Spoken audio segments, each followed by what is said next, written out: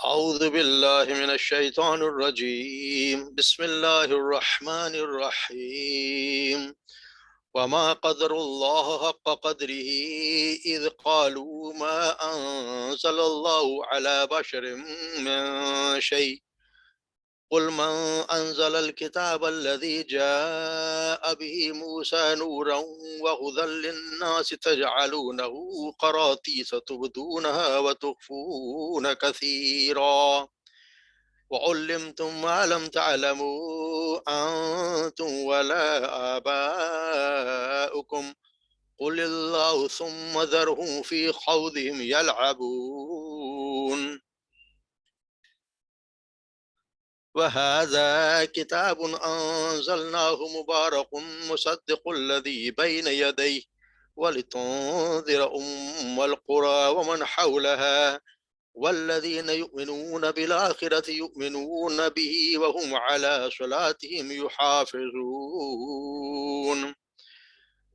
ومن أظلم ممن افترى على الله كذبا أو قال أوحي إلي ولم يوحى إليه شيء ومن قال سأنزل مثل ما أنزل الله ولو ترى إذ الظالمون في غمرات الموت والملائكة باسطوا أيديهم أخرجوا أنفسكم اليوم تجزون عذاب الهون بما كنتم تقولون على الله غير الحق وكنتم عن آياته تستكبرون وَلَقَدْ جِئْتُمُونَا فُرَادَى كَمَا خَلَقْنَاكُمْ أَوَّلَ مَرَّةٍ وَتَرَكْتُم مَّا خَوَّلْنَاكُمْ وَرَاءَ ظُهُورِكُمْ وَمَا نَرَىٰ مَعَكُمْ شُفَعَاءَكُمُ الَّذِينَ زَعَمْتُمْ أَنَّهُمْ فِيكُمْ شُرَكَاءُ لقد تقطع بينكم وضل عنكم ما كنتم تزعمون صدق اللہ العظیم۔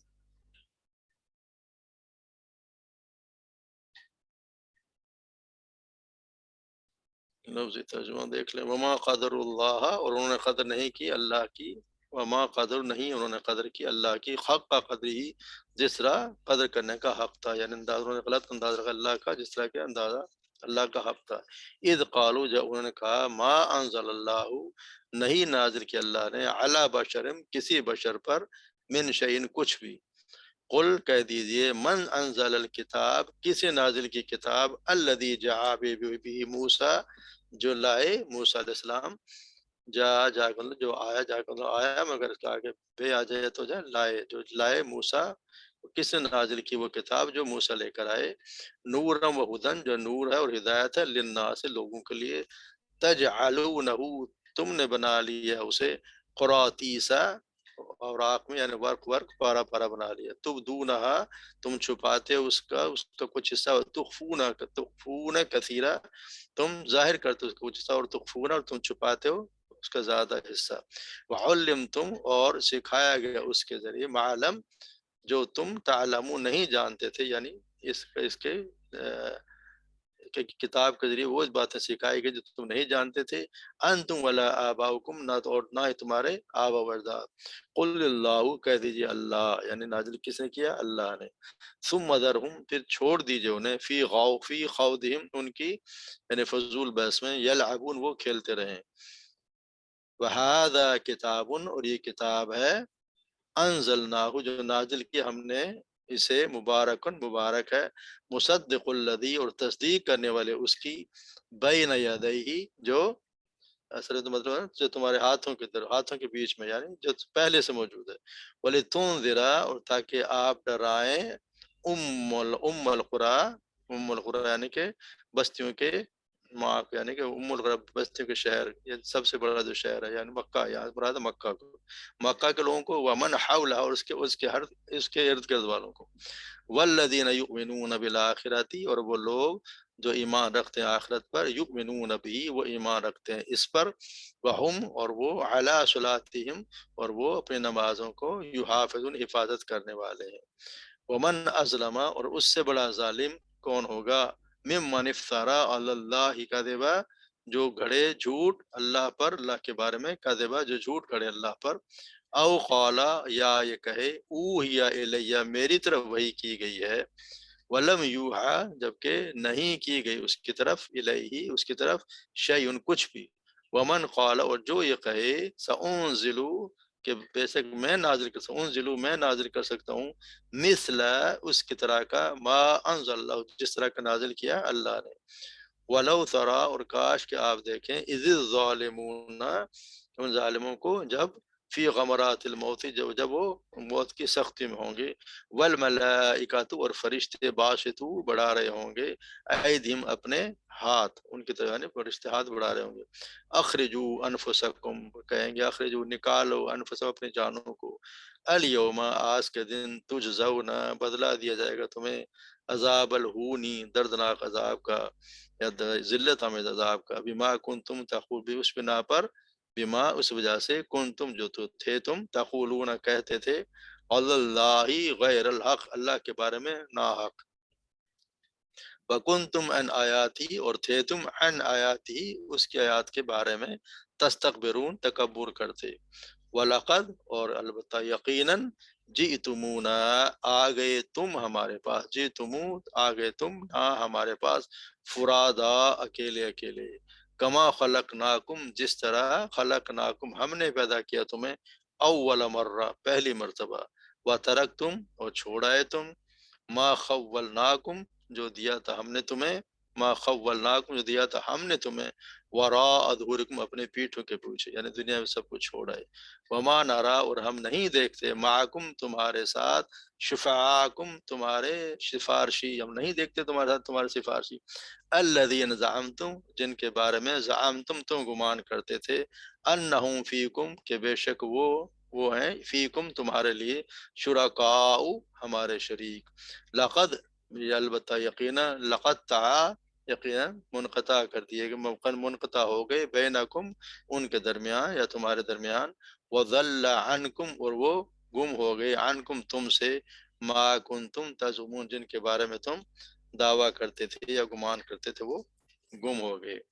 کوئی نظر نہیں آ رہا۔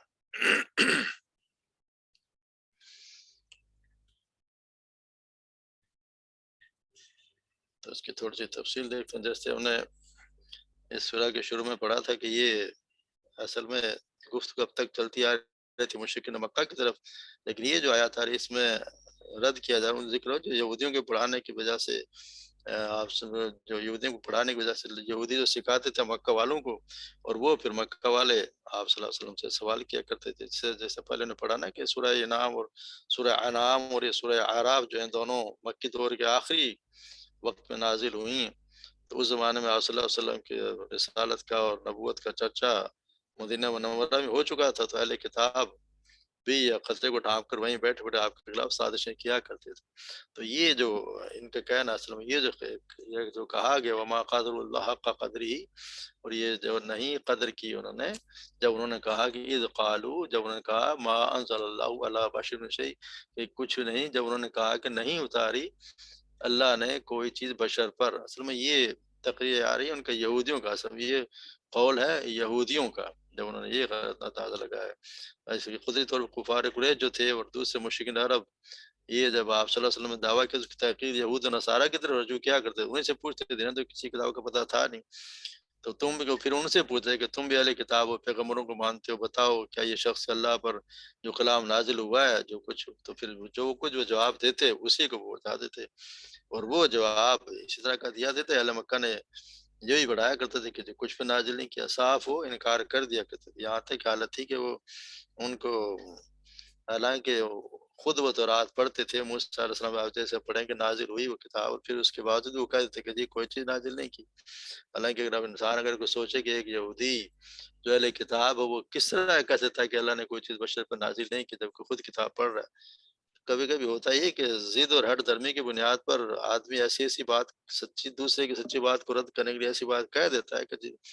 خود اس کے لیے جو مسلم حقیقت ہوتی ہے اس کو خود ہی رد کر دیتا ہے، تو یہ لوگ بھی آپ صلی اللہ علیہ وسلم کی نبوت کو رد کرنے میں تلے ہوئے تھے، اور آپ کی مخالفت کے جوش میں اس قدر اندھے ہو گئے تھے کہ وہ خود رسالت کی تردید کرتے، خود ایسی بات کی تردید کر رہے ہیں جو خود جس کو ماننے والے ہیں. تو یہاں کر رہے ہیں کہ وما قدر اللہ حق قدر اذ قالوا ما انزل ولا بشر من شيء، کہ انہوں نے ایسی بات کی کہ وہ کسی اللہ نے کسی بشر پہ کوئی چیز اتاری ہی نہیں. یعنی اہل مکہ نے قرآن مجید کے بارے میں جو اعتراض چونکہ یہودیوں سے پڑھانے کے پر کیا، اس لیے اللہ تبارک و تعالیٰ نے اگلی آیت میں ان کو مشرکین مکہ کو جواب دینے کے بجائے براہ راست یہودی کو مخاطب کیا اور انہیں سے پوچھا کہ اگر اللہ نے کسی انسان پر کبھی کچھ نازل نہیں کی تو پھر بتاؤ قل من انزل الکتاب الذی جاء به موسیٰ نورا وہدی للناس. پھر آپ ان سے پوچھئے کہ کس نے اتاری وہ کتاب جو موسیٰ لے کر آئے تھے، جو نور ہے، روشن تھی اور لوگوں کے لیے ہدایت کی تھی. تو آپ اگر یہ بات ہے تو موسیٰ علیہ السلام کی طرف سے پھر وہ نازل کس نے کی؟ یہ ان کو بالکل ہی انہیں کو لوٹا دیا گیا ہے کہ تم جو بات کہہ رہے ہو اس کی کہاں تک حکمت ہے، کہاں تک تم سچ بات کہہ رہے ہو. تو یہ چونکہ یہودیوں کو دلیل دی جا رہی ہے، موسیٰ علیہ السلام پر تورات کے نزول کی دلیل کے طور پر پیش کیا گیا، کیونکہ خود وہ اس بات کے تو قائل تو تھے. تو ظاہر ہے کہ اس بات کو تسلیم کرنا ہے کہ سیدنا موسیٰ پر تورات نازل ہوئی تھی، ان کے اس قول کی آپ سے اب تردید کر دیتا ہے کہ اللہ نے کسی بشر پہ کوئی چیز نازل نہیں کی، یا کم سے کم اس سے کم یہ بات تو ثابت ہو جاتی ہے کہ اللہ تبارک و تعالیٰ بشر پر کوئی کلام نازل کر سکتا ہے اور ہو چکا ہے. بشر اللہ نے نازل کی ہے قرآن، تورات نازل کی اللہ قرآن کے آنے سے پہلے بھی بشر پر ہی نازل ہوتا رہا ہے. تو یہ ان سے پوچھا جا رہا ہے کہ پھر تم بتاؤ قل من انزل کتاب، اگر یہ بات ہے تو پھر وہ جو نازل کی اللہ نے کتاب جو موسیٰ لے کر آئے، جو نور تھی اور ہدایت تھی لوگوں کے لیے، جس کو تم تجعلونہ قراطیس تبدونہ تبدون کثیرا، جس کو تم نے پارا پارا کر دیا ہے. یہ جو یہ کیا کہاں سے لائے جس کو تم نے کچھ چیزوں کو تم زیادہ تر کو چھپا لیتے ہو، کچھ چیزوں کو تم بتا دیتے ہو. تو یہ ان کو پوچھا گیا کیونکہ وہ اس طرح کی حرکتیں کیا کرتے تھے کہ اس میں جو ان کو پسند آتی تھی بات اس کو اسی طرح سلوک کیا کرتے تھے. تو رات کے کام کو جو پسند اور ناپسند کے خانوں میں انہوں نے بالکل تقسیم کر رکھا تھا. جو پسند آتی وہ بتاتے، جو ناپسند آتی کو چھپا لیا کرتے تھے، اور پھر اپنے من مانے فتوے فروخت کرنے کی غرض سے تو رات کو اس حد تک چھپا دے گا. عام لوگوں کی تو دس ممکن ہی تھا، ہوتی نہیں تھی. ہمارے یہاں بھی ایسا ہے، کچھ لوگ یہ قرآن سے دور رکھنے کے لیے ایسی بات کیونکہ اپنی مرضی کے مطلب نکالیں گے، لوگوں سے کہتے ہیں قرآن نہ پڑھا کرو، سمجھ میں نہیں آئے کہ بہک جاؤ گے. حالانکہ قرآن نہ پڑھنے سے بنتا بہکتا ہے. وہ کہتے ہیں نہیں گمراہ ہو جاؤ گے، قرآن پڑھو گے تو تمہارے سمجھ میں نہیں کہ تم گمراہ ہو جاؤ. تو ہمارے یہاں بھی ایسے لوگ ہیں جو ان کے نقش قدم پہ چل رہے ہیں. تو یہ ان سے کہا جاتا ہے کہ تم نے تو خود ہے نا ان کو تم نے پارا پارا کر سکتا اور ظاہر کرتے ہو کچھ اور زیادہ تو اس کے ایسا تم چھپا رکھتے ہو. حالانکہ علم تم معلوم تعلموں، اور اس نے حالانکہ تم اسی کے ذریعے تم سیکھتے ہو معلوم تعلموں جو تم نہیں جانتے تھے، انتم ولا آباؤکم، نہ تمہارے آبا و اجداد جانتے تھے نہ تم جانتے تھے. یعنی تمہاری کتاب اللہ کی طرف سے، یعنی یہ جو نازل کی گئی الہامی کتابیں تورات اور انجیل بھی اللہ کی طرف سے نازل شدہ تھا، بھی قرآن بھی اللہ کی طرف سے نازل شدہ ہے. تم اس سے جتنی باتیں سیکھتے ہو. تو یہاں اس بھی اللہ تبارک و تعالیٰ نے یہی ان کو بتایا کہ یہ ان کو اگر یہ سمجھ لیں کہ وہ کتاب انہیں کی طرف سے نازل کی گئی تو اللہ تبارک و تعالیٰ ابھی بھی اس چیز پر قادر ہے کہ وہ ایک دوسرے کسی بشر پر بھی قرآن نازل کر دے. ھذا کتاب، پھر اللہ تعالیٰ کہتے ہیں ولا قل اللہ، کہہ دیجیے اللہ نے. اب یہاں صرف اتنا کہہ دیا، آپ ہی کہہ دیجیے اللہ نے نازل کی، بس اتنا ہی کہہ دیں اللہ نے نازل کی. ثم ذروا، پھر چھوڑ دیجیے انہیں فی خوضہم یلعبون، ان کھیل کود میں اپنے، یعنی ابھی جو بحث میں پڑے ہوئے ہیں، بے مقصد بحث پڑے ہوئے ان پہ ان کو چھوڑ دیجیے، اسی میں لگے رہیں گے، اپنے بحث کے اندر نہیں کھیلتے رہیں. پھر آتا وہذا کتاب انزل اللہ مبارک مصدق الذی بین یدیہ تنذر ام القری ومن حولها، اور اس کتاب کے ذریعے ھذا کتاب انزلناہ، یہ نازل کی گئی کتاب جو مبارک ہے، مصدق الذی، اور تصدیق کرتی ہے اس کی جو ان کے تمہارے ہاتھوں پہلے سے ہی ہے. تو یہاں یہ کتاب کے بارے میں بتایا گیا کہ یہ تو اس میں کچھ چیزیں بتائی گئی ہیں کہ ایک تو یہ کہ یہ پہلی دلیل یہ بات کے ثبوت ہے کہ یہ بشر پر اللہ کا کلام نازل ہو سکتا ہے. بشر پر کلام پہلے بھی نازل ہوتا ابھی بھی ہو سکتا ہے. اور یہ دوسری طرف اس بات کا ثبوت ہے کہ کلام آپ صلی اللہ علیہ وسلم پر نازل ہوا ہے، یہ اللہ ہی کا کلام ہے. اس حقیقت کو ثابت کرنے کے لیے اللہ تبارک و تعالیٰ نے یہاں پہ 4 شہادتیں پیش کی ہیں. یعنی ایک تو یہ کتاب بڑی خیر و برکت والی ہے، یعنی انسان کی فلاح و بہبود کے لیے بہترین اصول اس میں پیش کیے گئے ہیں. عقائد،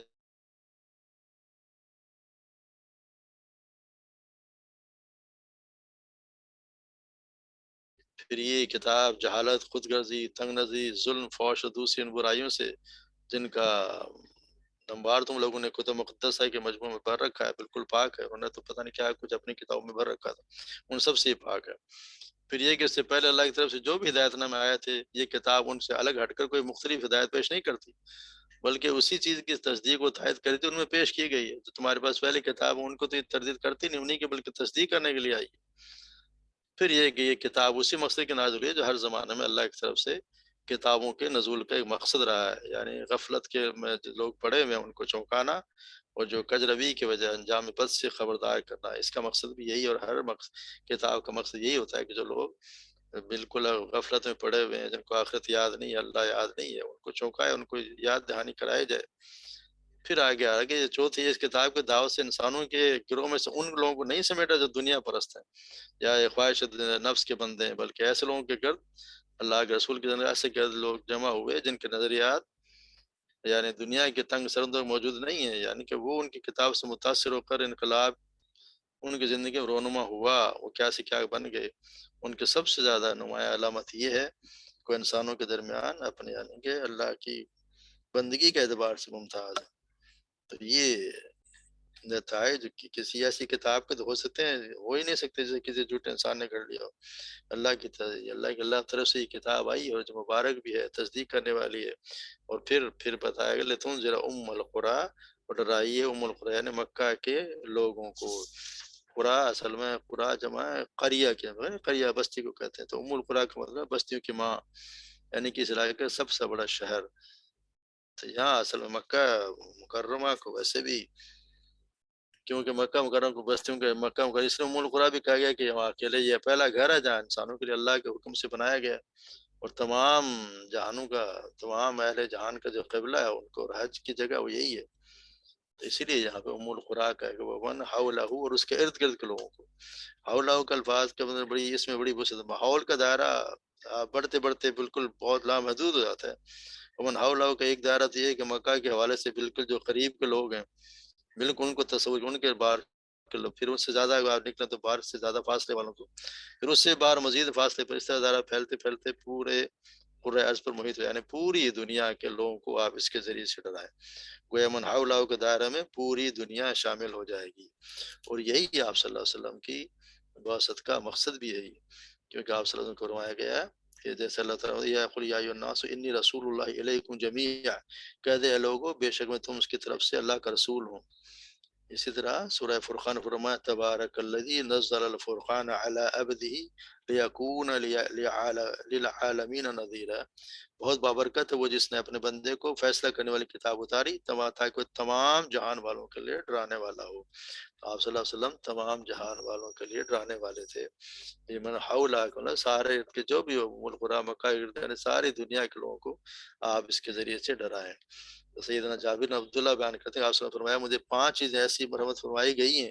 تو مجھ سے پہلے انبیاء میں کسی کو بھی نہیں دی گئی، ان میں سے ایک چیز آپ صلی اللہ علیہ وسلم نے فرمائی، پہلے ہر نبی بطور خاص اپنی ہی قوم کی طرف مبعوث کیا جاتا تھا، مگر مجھے تمام انسانوں کی طرف مبعوث کیا گیا ہے، یعنی آپ صلی اللہ علیہ وسلم تمام جہانوں کے نبی بنا کر بھیجے گئے۔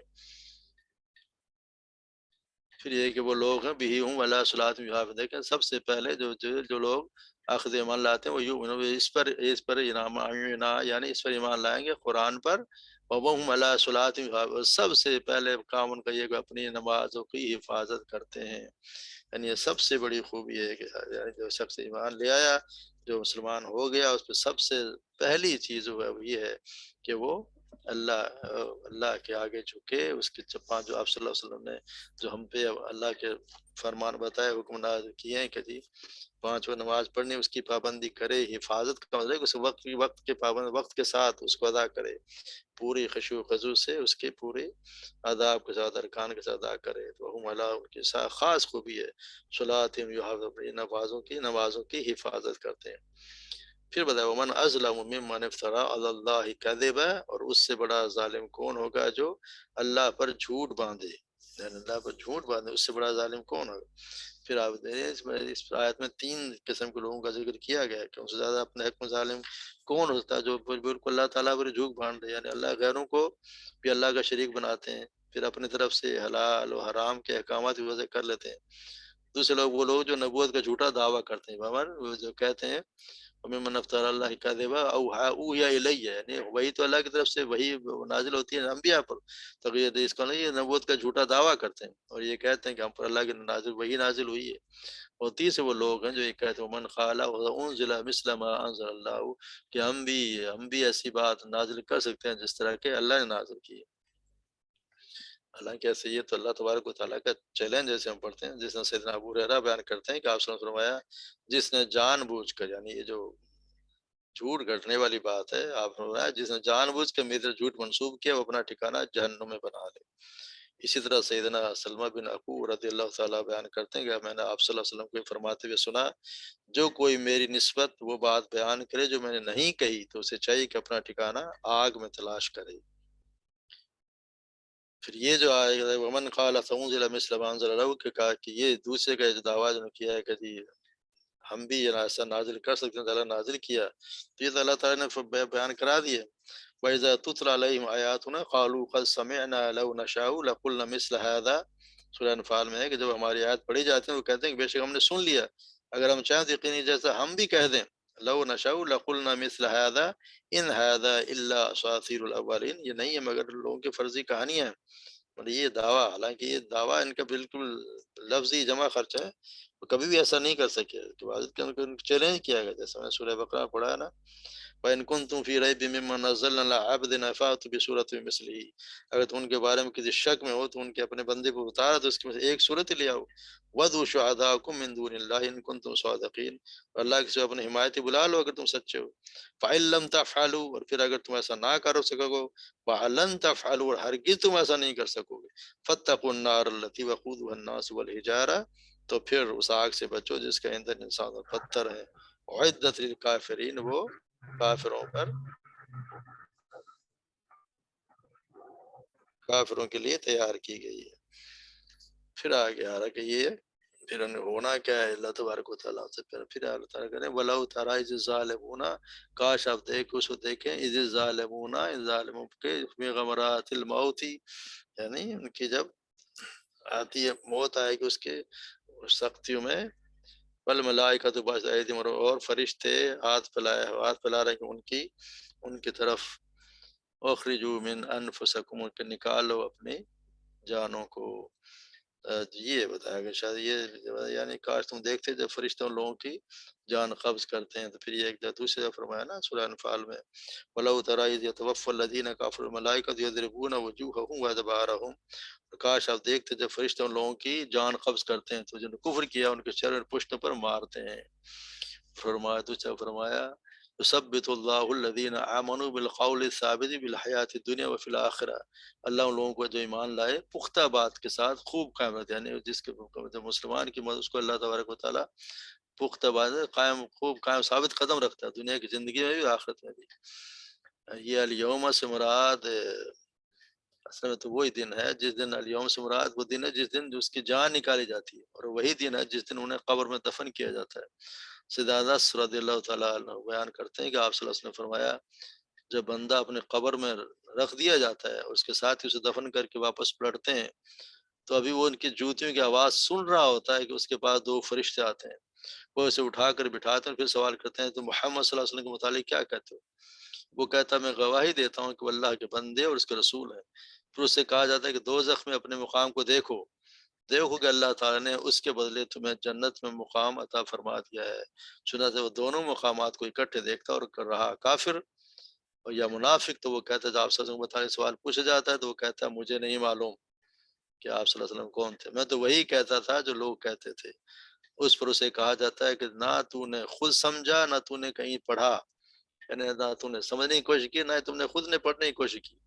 تو اس کے دونوں کانوں کے درمیان لوہے کے تھوڑے سے مارا جاتا ہے تو ایک چیخ مارتا ہے، اور اس کی چیخ جن و انس کے علاوہ سبھی سنتے ہیں، یعنی انسان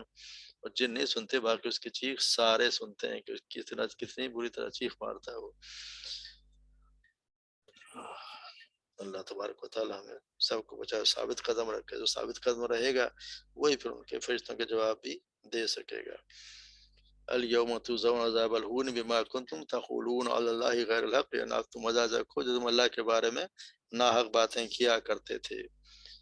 وَكُنْتُمْ عَنْ آیَاتِی تَسْتَكْبِرُونَ، تم ان کی اللہ کی آیات کے بارے میں تم تکبر کیا کرتے تھے۔ پھر قیامت کے اللہ تبارک و تعالیٰ لَقَدْ جِئْتُمُونَا فُرَادَىٰ كَمَا خَلَقْنَاكُمْ أَوَّلَ مَرَّةٍ، بس تم آ گئے ہمارے پاس اکیلے جیسے تم نے پہلی بار پیدا کیا تھا۔ وَتَرَكْتُم مَا خَوَّلْنَاكُمْ، پہلی بار پیدا کیا تھا اس طرح تم آ گئے، یعنی یہاں پر میدان محشر میں نوع انسانی کی حالت کی منظر کشی کی گئی کہ جب حساب کتاب کے لیے اللہ کے سامنے سب کی پیشی ہوگی تو بالکل انسان تنہا ہوگا، نہ ان کے ساتھ کوئی مال ہوگا، نہ اولاد ہوگی، نہ وہ اس کے کوئی جتے ہوں گے، نہ وہ بت ہوں گے، نہ جھوٹے معبود جنہیں وہ اپنے سفارش گمان کیا کرتے تھے، یعنی پیدائش کے وقت جو ان کی حالت تھی اسی حالت میں اٹھائے جائیں گے۔ لَقَدْ جِئْتُمُونَا فُرَادَىٰ كَمَا خَلَقْنَاكُمْ أَوَّلَ مَرَّةٍ، اس میں دوسرے سورہ کاف میں میں نے پڑھا ہے، ہم پڑھتے ہیں وَأُوْرِدُوا إِلَىٰ رَبِّكَ صَفًّا جِئْتُمُونَا لَقَدْ جِئْتُمُونَا كَمَا خَلَقْنَاكُمْ أَوَّلَ مَرَّةٍ، وہ تیرے رب کے سامنے صفیں باندھے پیش کیے جائیں گے، بلا شبہ یقیناً تم ہمارے پاس اس طرح آئے ہو جیسے ہم نے تمہیں پہلی بار پیدا کیا۔ سورہ مریم میں اللہ تبارک و تعالیٰ فرماتے ہیں وَكُلُّهُمْ آتِهِ يَوْمَ الْقِيَامَةِ فَرْدًا، اور ان میں سے ہر ایک قیامت کے دن اس کے پاس اکیلا آنے والا ہے، ہر انسان اللہ کے سامنے اکیلا اکیلا پیش ہوگا۔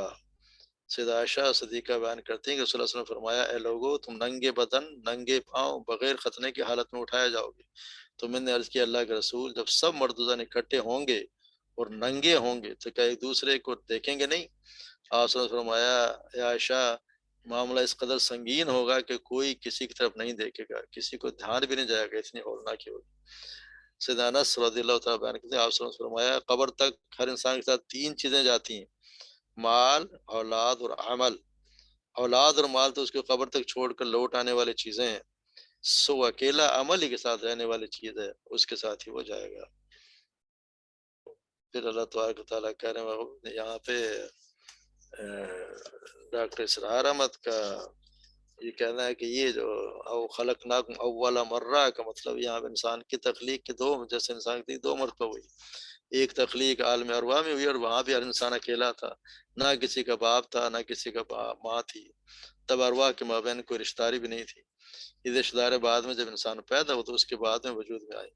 اسی طرح یہ کہتے ہیں کہ یہ جو آیت ہے اس میں عالم ارواح کسی تخلیق کی طرف اشارہ ہے۔ عالم ارواح کے اجتماع میں نوع انسان کے ہر فرد سے وہ عہد لیا گیا تھا جسے عہد الست کہا جاتا ہے، یعنی کہ پروردگار عالم نے سارے انسانوں سے اولاد عالم کی ارواح سے ہم سے سوال کیا تھا الست بربکم، کیا میں تمہارا رب نہیں ہوں؟ تو سب نے جواب دیا تھا بالا، کیوں نہیں۔ تو یہ عالم ارواح کے اجتماع اور روز محشر کے اجتماع ایک لحاظ سے فرق ہے اور ایک لحاظ سے مشابہت بھی ہے۔ فرق ہے کہ پہلے اجتماع میں ارواح کی یعنی روحیں شمولیت کہ ان کی شمولیت ہوئی تھی، اس وقت انسانوں کے جسم عطا نہیں ہوئے تھے، جیسے کہ روز محشر کے اجتماع میں تمام انسان دنیاوی جسم کے ساتھ شامل ہوں گے۔ ان دونوں اجتماعات میں مشابہت یہ ہے کہ پہلے اجتماع میں بھی سیدنا آدم سے لے کر آپ کی نسل کے آخری انسان تک سب کی روحیں موجود تھیں، اور قیامت کے دن بھی سب کے سب انسان اپنے پروردگار کے سامنے کھڑے ہوں گے، یعنی وہ دن ہوگا جب ہر شخص اللہ کے سامنے جو بھی آیا دنیا میں وہ کھڑا ہوگا۔ پھر اللہ تبارک و تعالیٰ کہتے ہیں کہ وَلَقَدْ جِئْتُمُونَا فُرَادَىٰ كَمَا خَلَقْنَاكُمْ أَوَّلَ مَرَّةٍ وَتَرَكْتُم مَّا خَوَّلْنَاكُمْ وَرَاءَ ظُهُورِكُمْ، تم چھوڑ آئے ہو جس پیچھے سب کچھ جس کا ہم نے تمہیں لپیٹ دیا تھا، یعنی سب چیزیں تم چھوڑ کے آ گئے، جن چیزوں کو جن پہ تم گمان کیا کرتے تھے، یعنی بتوں کو جن نے تم نے شریک جن کو تم نے امیدیں لگائی ہوئی تھی، یا تمہارا مال اولاد جو بھی تھے وہ سب کچھ تم چھوڑ کے آ گئے۔ یعنی اللہ تعالیٰ یہاں پہ فرمایا جائے کہ ہم پڑھیں سورہ بقرہ میں پڑھیں استبر الذین تبعوا من الذین تبعوا ورأوا العذاب، جب وہ لوگ جن کی پیروی کی ان لوگوں سے بالکل بے تعلق ہو جائیں گے، وتقطع بهم الاسباب، وہ عذاب دیکھ لیں کہ آپس کے تعلقات منقطع ہو جائیں گے۔ وقال الذین اتبعوا لو ان لنا کرۃ نتبرأ منهم كما تبرؤوا منا، اور وہ لوگ جن پیروی کہیں گے کاش ہمارے ایک بار دوبارہ جانا ہوتا تھا، ہم ان کے بالکل بے تعلق ہو جائیں گے جیسے ہم سے بے تعلق ہو گئے۔ كذلك يريهم الله اعمالهم حسرات عليهم، اس طرح اللہ تعالیٰ ان کے اعمال ان کی حسرتیں بنا دیتا ہے۔ وما هم بخارجین من النار، اور وہ کسی صورت میں آگ سے نکلنے والے نہیں ہیں۔ سورہ مومنین میں اللہ تبارک و تعالیٰ فرماتے ہیں وَإِذَا فَإِذَا نُفِخَ فِي الصُّورِ فَلَا أَنْسَابَ بَيْنَهُمْ يَوْمَئِذٍ وَلَا يَتَسَاءَلُونَ، کہ جب سور میں پھونکا جائے گا تو اس دن ان کے درمیان کوئی رشتے نہیں ہوں گے، نہ وہ ایک دوسرے کے پوچھیں گے، نہ کوئی نہیں پوچھے گا۔ اس طرح سورہ عنکبوت میں اللہ تبارک و تعالیٰ فرماتے ہیں وَقَالَ إِنَّمَا اتَّخَذْتُم مِّن دُونِ اللَّهِ أَوْثَانًا، اور اس بات کی یہی ہے کہ تم نے اللہ کے ساتھ بت بنائے ہیں، مَوَدَّةً بَيْنَكُمْ فِي الْحَيَاةِ الدُّنْيَا، حیات دنیا، دنیا کی زندگی آپس کی دوستی کی وجہ سے، ثم یوم القیامت یکفر بعضکم ببعض، اور قیامت کے دن تم میں سے بعض کا انکار کرے گا، ویلعن بعضکم بعضا، اور وہ انکار اور تم میں سے بعض پر لعنت کرے گا، ومأواکم النار وما لکم من ناصرین، اور تمہارا ٹھکانہ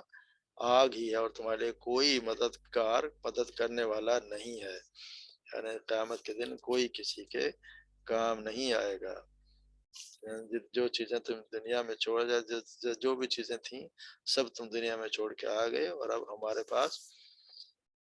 کوئی بھی تمہارے ساتھ نہیں ہے، سب کچھ اپنے پیچھے چھوڑو۔ وما نرى معكم شفاعكم الذين زعمتم انكم فيه شركاء، ہم نہیں دیکھتے اللہ تعالیٰ کو یہاں کہ ہم تمہارے ساتھ دیکھیں تمہاری سفارشی، جن کے تمہارا بڑا گھمنڈ تھا، تم بڑا زور تھا کہ یہ ہمارے دن معبودوں کا زوم تھا کہ اس کے قیامت کی سفارش کریں گے، شفاعت کریں گے، وہ تو کوئی بھی نہیں ہے، سارے اس دن جو اعلان برات کر دیں گے، لات منات عزا جو دوسرے معبودان باطل جو بھی تھے کسی شمار میں قطار میں نہیں ہوں گے۔ اس سلسلے میں نہ انبیاء کرام، نہ ملائکہ، نہ اولیاء اللہ صدائے سگاری لگائی امیدیں ساری کی ساری کسی کی کوئی امید کارگر نہیں ہوگی۔ اس دن لقد بینکم، ان کے سارے رشتے ٹوٹ جائیں گے، ان کے سارے رشتے ٹوٹ جائیں گے، وَضَلَّ عَنْکُم مَا كُنْتُمْ تَزْعُمُونَ، اور سب چیزیں گم ہوئی جن کا تم زعم کیا کرتے تھے، یعنی ان ہستیوں میں سے کوئی بھی نظر نہیں آ رہا جن کی سفارش کی امید لگائے تم ساری بدماشیاں حرام خوریاں دنیا میں کیا کرتے تھے، ان میں سے کوئی بھی نظر نہیں آ رہا، تو سب اس دن غائب ہو جائیں گے، ہر شخص اپنے اپنے حساب کا ذمہ دار ہوگا۔ سفارش ہوگی تو وہی ہوگی، اسی کی ہوگی جو ایک توحید پہ، ایک اللہ خالص اللہ ہی کو مانتے ہوئے جس سے جانتی ہوگی، اسی کی سفارش کام آئے گی، اور سفارش اسی کی جائے گی جس کو اللہ تبارک و تعالیٰ اجازت دیں گے، اور اللہ تبارک و تعالیٰ اسی کی اجازت دیں گے جس نے اللہ کے ساتھ کسی کو شریک نہ بنایا ہو، اللہ کے ساتھ کسی اور کی عبادت نہ کی ہوگی۔ سب سے بڑا جو گناہ ہے اس کو اگر ہم چھوڑ دیں تو باقی اللہ تبارک و تعالیٰ سے امید ہے کہ انشاءاللہ ہمیں معاف کر دیں گے، بخش دیں گے۔ تو اس دن کی تیاری ہر شخص کو کرنی چاہیے، جس دن ہر شخص اکیلا فردن اللہ کے ہاں کھڑا ہوگا، اس کے سامنے ہر ایک کو اپنا حساب دینا ہے، کوئی کسی کے کام نہیں آئے گا، نہ ماں، نہ باپ، نہ اولاد، نہ بیوی، نہ کوئی کام نہیں آئے گا، اس کے اعمال کام آئیں گے۔ لیکن اللہ تعالیٰ جب اس کے مال اور اس کے ساتھ جانے والی چیز ایک ہی ہے جو اس کے اعمال، باقی سب دنیا میں رہ جائیں، تو اس کی تیاری ہمیں زیادہ سے زیادہ کرنی چاہیے۔ جس مال کے لیے دنیا کے لیے ہم سارا دن محنت کرتے ہیں اس نے یہیں رہ جانا ہے۔ اللہ تبارک و تعالیٰ ہم سب کو صحیح راہ پہ چلنے کی توفیق عطا فرمائے، آخرت کی تیاری کا ہمیں اللہ تعالیٰ کی تیاری کی ہمیں ہوش بھی دے، اور اس کے طریقہ بھی ہمیں صحیح طریقے پہ چلائے۔ وما علینا الا البلاغ۔